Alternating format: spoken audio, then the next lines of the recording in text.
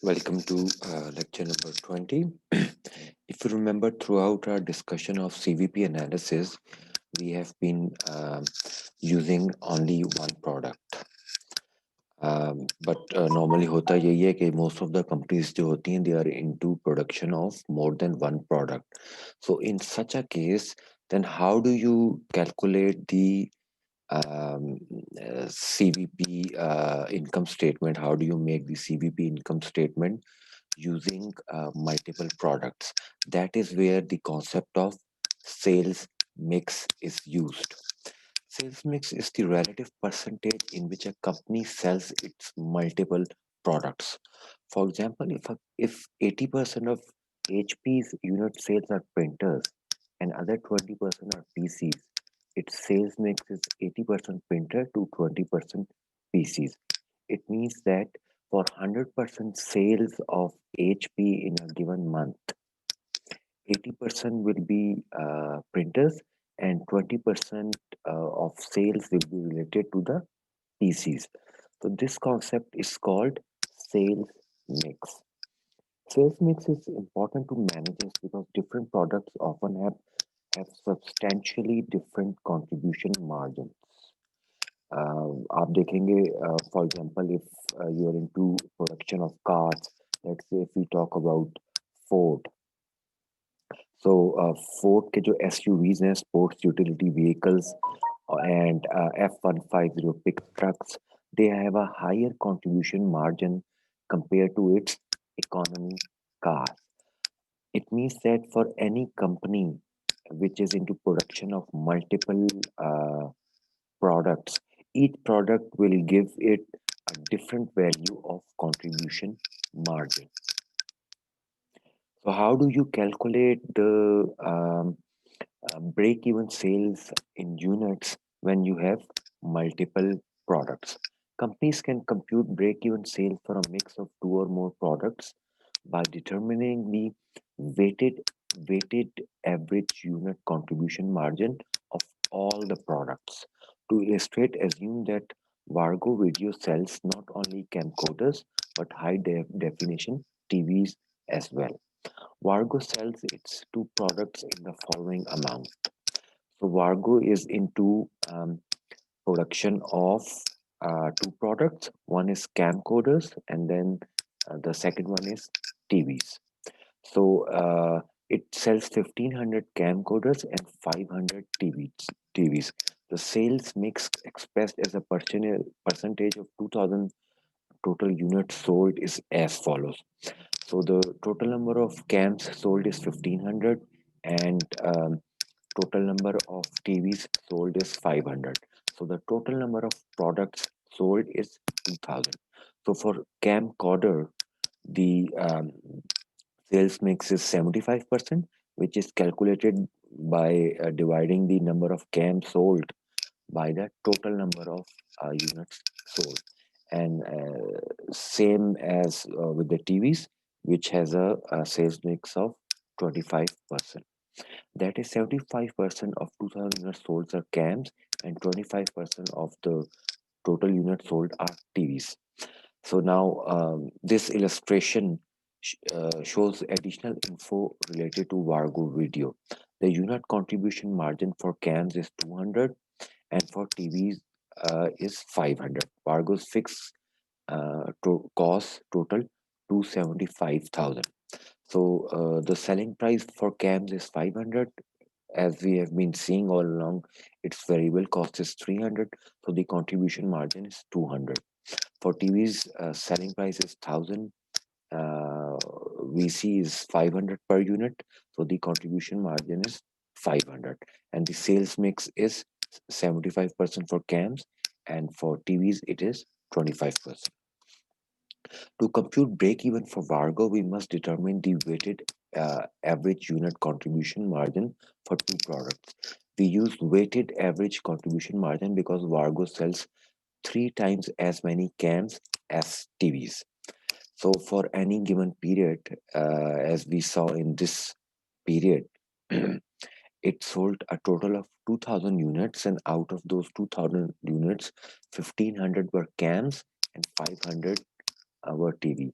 It means that for every unit of TV sold, it sells 3 units of cams. So from this, we see that that is why we use the weighted average contribution margin concept, because the number of units sold of each product has a different proportion attached to it. As a result, in determining an average unit contribution margin, 3 times as much weight should be placed on the contribution margin of cans as on the TVs. Why? Because the ratio is 3 to 1. Therefore, the cams must be counted 3 times for every TV sold. The weighted average contribution margin for a sales mix of 75 of cams and 25% of TVs is 275, which is computed as follows. The unit contribution margin of cam is 200, which is 500 minus 300, and then its sale mix is 75. Same is the case with TVs. Its sale mix is 0.25. Obviously, out of 100, it sells 25 units of TVs and 75 units of cans, and its unit contribution margin is 500. So the weighted average unit contribution margin is $275. Similar to our calculation in the single product setting, we can compute the break-even points in units by dividing the fixed costs by the weighted average unit contribution margin. Then we use the weighted average unit contribution margin of 275 to compute the break-even point in unit sales, assuming $275,000 of fixed cost. And how do we calculate it? The break-even point in units. Fixed cost is 275. We have just calculated the average unit, weighted average unit contribution margin. So we get the break-even point in units, which is 1000. Illustration 1916 shows the break-even point for Vargo is 1000 units, cams and TVs combined. Management needs to know how many of these 1000 units are cams and how many are TVs. For that, we already know the sales mix, which is 0.75 and 0.25. So through it, we know that it will sell 750 cams and 250 TVs. This can be verified by computational illustration 1917, which shows that total contribution margin is 275,000 when 1000 units are sold, which equals the fixed cost of 275. So the cams is 750 units, TV is 250. We know the contribution margin, we multiply it with the respective number of units sold, we get the total contribution margin, which equals to $275,000, which is equal to your fixed cost. Management should continually review the company's sales mix. At any level of units sold, net income will be greater if higher contribution margin units are sold rather than lower contribution margin units. For Vargo video, the TVs produce the higher contribution margin. Consequently, if Vargo sells 300 TVs and 700 cams, net income would be much higher than in the current sales mix, even though total units sold are the same, which is 1000. Now we calculate the break-even sales in dollars. The calculation of the break-even point presented for Vargo video in the previous section works well if a company has only a small number of products, as Vargo has only 2 products, cams and TVs. But if a company has more than two, let's say if we take the example of 3M, it has more than 30,000 products. So in such a case, it is not realistically possible to calculate the contribution margin of each unit. Then what we do? Therefore, for a company with many products, we calculate the break-even point in terms of sales dollars rather than units sold. Why? Because the total number of products that it makes is 30,000. So we deal in terms of sales dollars rather than units sold, using sales information for divisions and product lines rather than individual products. Why? Because it is a huge company with a lot of sales. and a lot of different products to account for. This requires that we compute sales mix as a percentage of total dollars sales rather than units sold, and we compute the contribution margin ratio rather than the contribution margin per unit. So we will now look at this example. It relates to a Kale Gardener Supply Company, which has two divisions, indoor plants and outdoor plants. Each division has hundreds of different types of plants and plant care products, so we cannot deal with each product individually. Illustration 1918 provides information necessary for determining the sales mix percentage for the two divisions of Cal Garden Supply. So indoor plant division, it has total sales of 200,000 and variable cost is 120. So the contribution margin is 80,000. Outdoor has sales of 800,000, variable cost of 560,000, and so the contribution margin comes to $240,000. And total, if we calculate, so the total sales is 1 million and total variable cost is 680,000. So the contribution margin for both the divisions come to $320,000. And then we also know the sales mix percentage, that is it's sales total sales divided by the total sales of that department divided by the total sales give you the sales mix percentage. So it is zero point 0.2 for indoor plant and zero point 0.8 for outdoor plant. As shown in illustration 1919, the contribution margin ratio for the combined company is 32, which is computed by dividing the total contribution margin by total sales.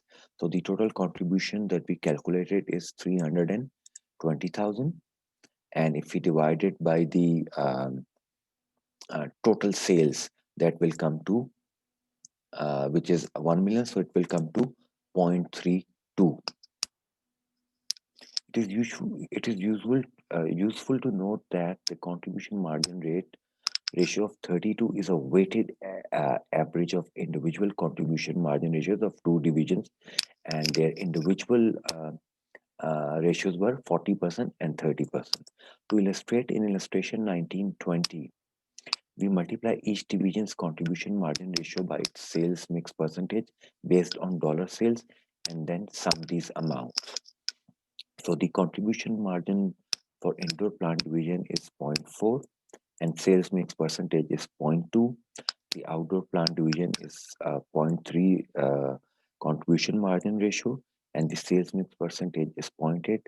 So we get the weighted average contribution margin ratio of 0.32. Kale Gardner Supply's break-even point in dollars is then computed by dividing its total cost of 300,000 by weighted average contribution margin ratio of 32. The total cost is fixed cost is $300,000 and the weighted average contribution margin ratio is 0.32. When you divide this, you get the break-even point in dollars. The break-even point is based on the sales mix of 20 to 80%. We can determine the amount of sales contributed by each division by multiplying the sales mix percentage of each division by the total sales figure. Of the company's total break-even sales of 937,500, total of 187,500. How do you calculate it? By multiplying the total sales figure by the sales mix percentage. So you get 187,500 and for will come from the indoor plant, and for outdoor you get 750,000 by multiplying the total sales by its sales mix. What would be the impact on the break-even point if a higher percentage of Kale Gardens supply sales were to come from indoor plant division? Because the indoor plant division enjoys a higher contribution margin ratio, this change in the sales mix would result in a higher weighted average contribution margin ratio and consequently a lower break-even point in dollars. For example, if the sales mix changes to 50% for the indoor plant division and 50% for outdoor plant division, the weighted average contribution margin would be 35%, You simply multiply it with the new ratios, and you get the new lower break even point is 857,143. The opposite would occur if a higher percentage of sales were expected from the outdoor plant division. As you can see, the information provided using CVP analysis can help managers better understand the impact of sales mix of profitability. What it means that uh, when you go into the details of sales mix, you know which product is being sold more and which product is being sold less. And then you look at the contribution margin of each product, and using the CVP analysis, you can figure out the effect on the profitability if the sales mix gets changed. Determining sales mix with limited resources. In the previous discussion, we assumed a certain sales mix and then determined the break even point given that sales mix. We now discuss how limited resources influence the sales mix decision. We know that resources are always limited and scarce. The limited resource, it could be in form of a limited floor space in a retail department, or raw material, or even direct labor hours. So all these factors are always limited in quantity. When a company has limited resources, management must decide which products to make and sell in order to maximize net income. To illustrate, recall that Vargo manufactures cams and TVs. The limiting resource is the machine capacity, which is 3,600 hours per month. Relevant data consist of the following. So the contribution margin per unit for cam is 200, for TVs it is 500, but the machine hours required per unit for cam is zero point 0.2, and machine hours required per unit for producing one TV is 0.625. The TVs may appear to be more profitable since they have a higher contribution margin, as you can see by comparing these two contribution margin per unit figures. However, the cams take fewer machine hours to produce than the TVs. Therefore, it is necessary to find a contribution margin per unit of limited resource. Now we are talking about a limiting factor in production. In this case, the contribution margin per machine hour. This is obtained by dividing the contribution margin per unit of each product by the number of units of limited resource required for each product, as shown in illustration 1923. So the CM per unit for CAM is 200, for TV it is 500. Machine hours required to make one CAM is zero point 0.2, and machine hours required to make one TV is 0.625. So the contribution margin per unit of limited resource, CAM is 1000 and TVs is 800.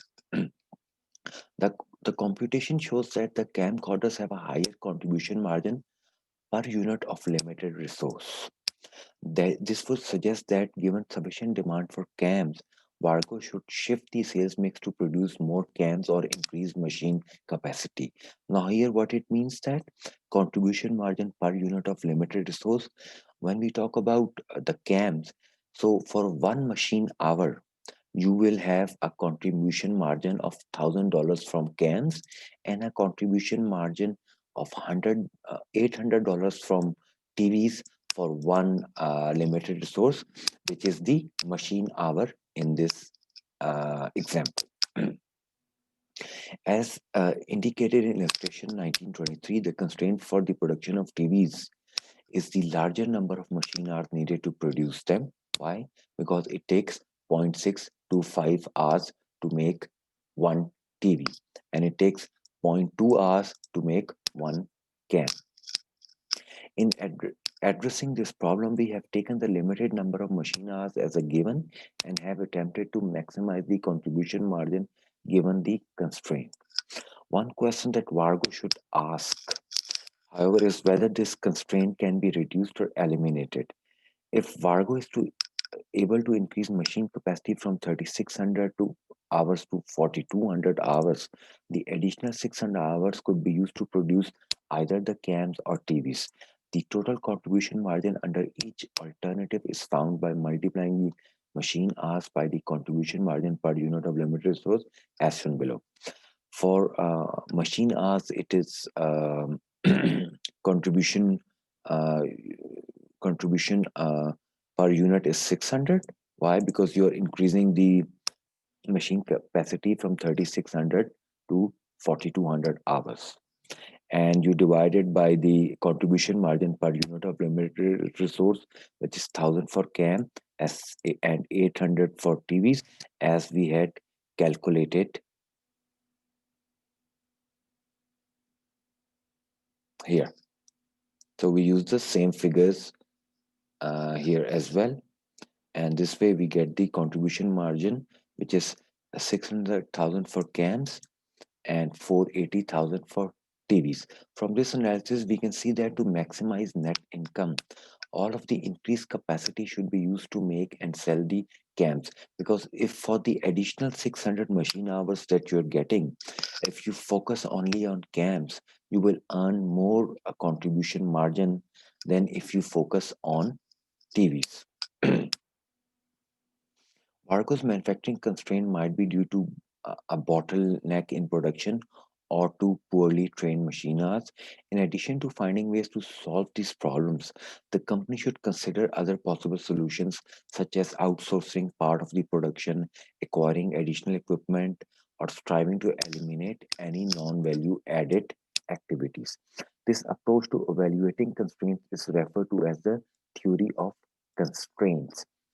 Theory of constraints is a specific approach used to identify and manage constraints in order to achieve the company's goals. Cost structure and operating leverage. Cost structure refers to the relative proportion of fixed versus variable costs that a company incurs. Cost structure can have a significant effect on profitability. For example, computer equipment manufacturer Cisco has substantially reduced its fixed cost by choosing to outsource much of its production. By minimizing its cost, Cisco is now less susceptible to economic swings. However, as the following discussion shows, its reduced reliance on fixed cost has also reduced its ability to experience the incredible profitability that it used to have during economic booms. It means that as you change the proportion of fixed cost out of the total cost, it directly affects the reaction you show with the change in economy. So if the economy improves, you will experience a different outcome if your fixed asset ratio goes up or it comes down. The choice of cost structure should be carefully considered. There are many ways that companies can influence their cost structure. For example, by acquiring sophisticated robotic equipment, many companies have reduced their use of manual uh, labor. So you can change your cost structure. There are many ways to do it. Some companies try to buy more equipment. So because the more capital equipment you have, the higher fixed cost you will have and the lesser variable cost you will have in form of labor. Consider the following example of Vargo Video and one of its competitors, New Wave Company. Both make cams. Vargo Video uses a traditional labor-intensive manufacturing process. Why? Because it has less capital investment, so it is more related to labor-intensive production. New Wave Company has invested in a completely automated system.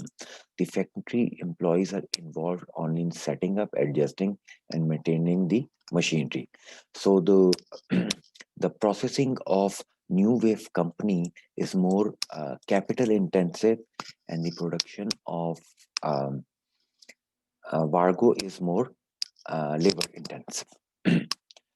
So for Vargo Video, the sales are all the factors are fixed except for the variable cost, and because of these variable cost you will see that it directly affects the contribution margin.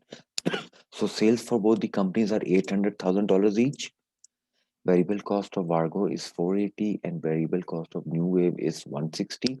So the contribution margin for New Wave company is much higher. In fact, it is double the contribution margin of Video Vargo. And so the fixed cost of Video Vargo is less because it is more labor intensive, and the fixed cost for New Wave company is very high because it is capital intensive, and the net income is the same. Both companies have the same sales and the same net income. However, because of the differences in their cost structures, they differ greatly in the risk and rewards related to increasing or decreasing sales. Let's evaluate the impact of the cost structure on the profitability of the two companies.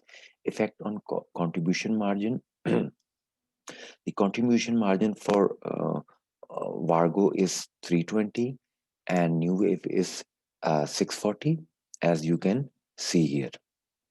When we divide it by the total sales, so you get the contribution margin ratio, which is zero point 0.4 for Vargo and zero point 0.8 for New Wave. Now, what does it mean? Because of its lower variable cost, New Wave has a contribution ratio of 80% versus only 40% for Vargo, as we can see here. That means that with every dollar of sales, New Wave generates 80% of contribution margin and thus 80% increase in the net income versus only 40% for Vargo. However, it also means that for every dollar that sales decline, New Wave loses 80% in net income, whereas Vargo will lose only 40 cents.